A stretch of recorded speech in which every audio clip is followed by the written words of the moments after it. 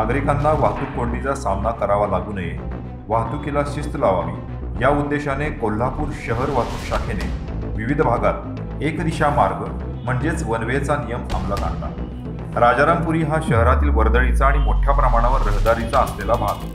यातील मुख्य रस्त्यावर वन वे आहे, पण नियम हे मोडण्यासाठीच असतात अशी भावना असलेले काही महाभाग आपल्याही शहरात आहेत। राजारामपुरी मेन रोड तसेच त्याच्या बाजूला असलेल्या रस्त्यावर वाहनधारक वनवेचा नियम धाब्यावर बसवून बेदरकारपणे वाहने चालवतातच। वनवे हा नियम आमच्यासाठी नाहीच असाच आविर्भाव त्यांच्या चेहऱ्यावर असतो। वाहतूक पोलीस जमेल तितकी कारवाई करतातच, पण महापालिकेने सुद्धा या प्रकरणी लक्ष देण्याची गरज आहे। 14 गल्ल्यांपैकी काही ठराविक गल्ल्यांनाच क्रमांक दर्शवणारे फलक आहेत, त्यामुळे वाहनधारकाचाही गोंधळ उडतो। काही वनवे फलकांसमोर कोणत्याही कार्यक्रमाचे फलक लावले जातात, त्यामुळे ग्रामीण भागातून तसेच इतर शहरातून आलेल्या वाहनधारकाला हा वनवे आहे की नाही, गल्ली कोणती आहे हेही कळत नाही।